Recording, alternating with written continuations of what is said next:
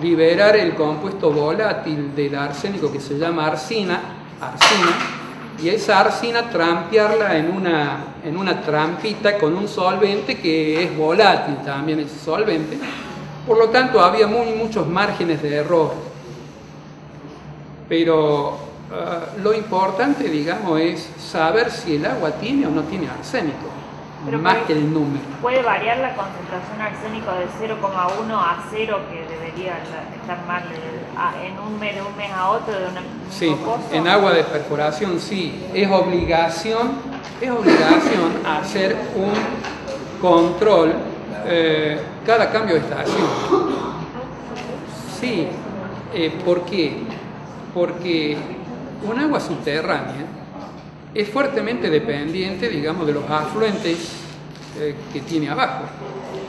Y te puedo asegurar, y te lo digo con total seguridad, en el lugar donde yo vivo, que es un lugar que se llama el Durazno, arriba de Tanti, las aguas pero cambiaron 180 grados, digamos, con el perfil que yo vengo monitoreando desde hace 12 años, con esta última sequía que hubo.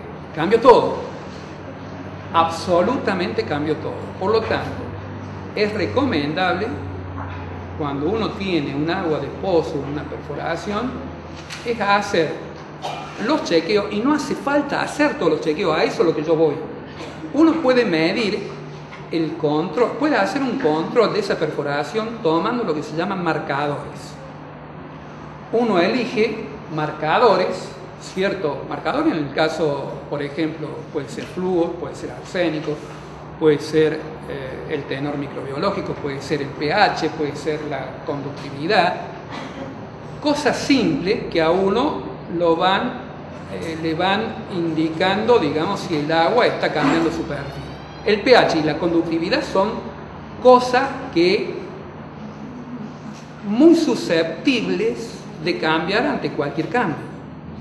Por lo tanto, si mi conductividad, o sea, el tenor de sal que hay en el agua, va aumentando, significa que, bueno, algo.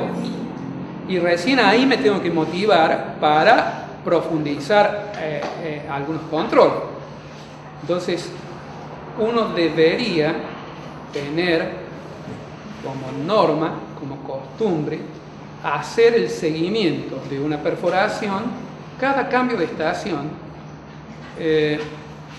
con 2 o 3 marcadores para tener, digamos, el comportamiento de lo que hay allá. ¿Está bien? Dos preguntas. El arsénico que marcaba es el más 5 que se reduce. Y otra, si es importante los compuestos con nitrógeno, el nitrato, el nitrito para ese es otro problema.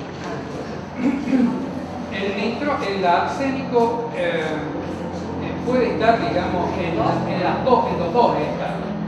Es muy difícil establecer en qué estado de oxidación está. Pero son peligrosos, ¿no?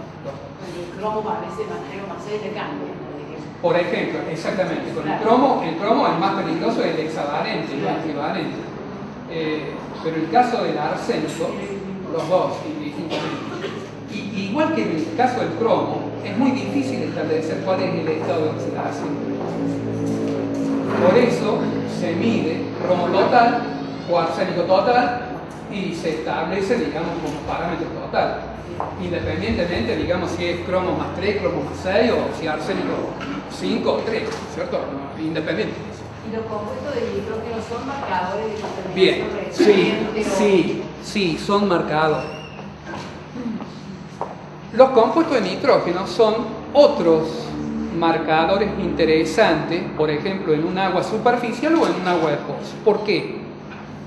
Porque están íntimamente relacionados a una cadena de descomposición microbiológica, pero también están íntimamente relacionados a una contaminación exógena, como puede ser el agregado de fertilizante, que, bueno, no hay una cultura, digamos, también de el agregado de una manera controlada, y tampoco en el campo se dice, bueno, a ver, ¿qué necesita la tierra y en base a eso voy a agregar lo que necesita. No, metemos.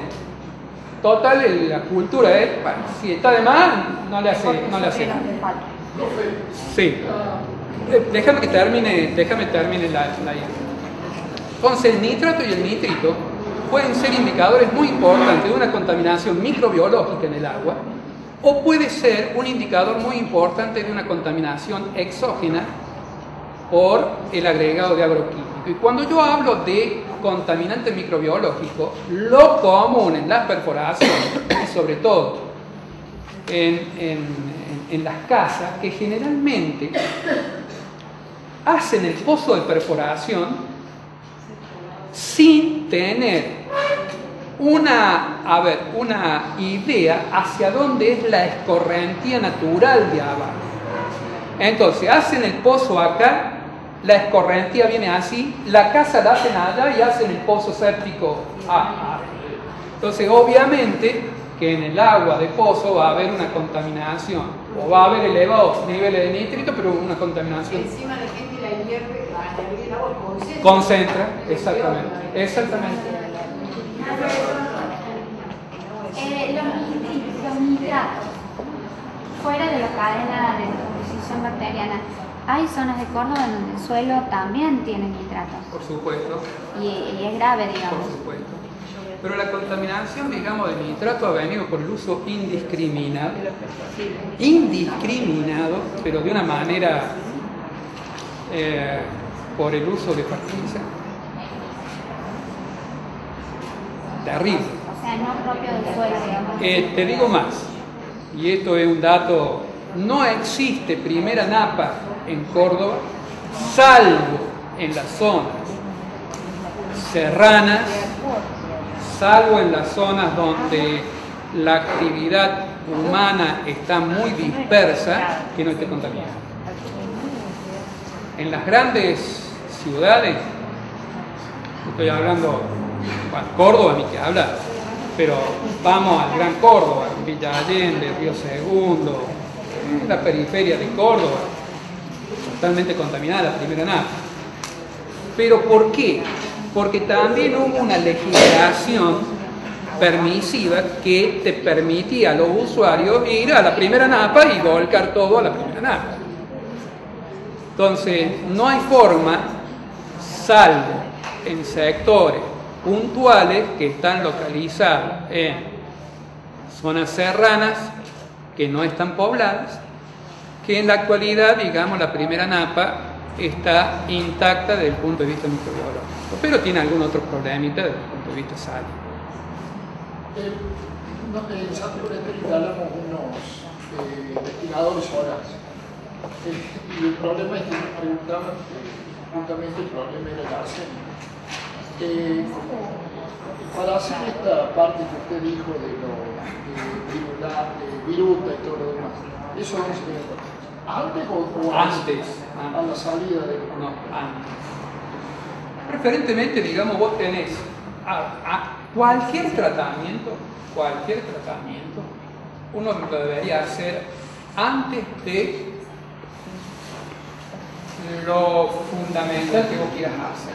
¿Está bien? Porque en un proceso de destilación también vas a arrastrar el arsénico, como vas a arrastrar, digamos, alguna otra sal.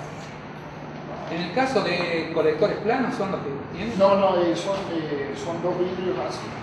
Se produce evaporación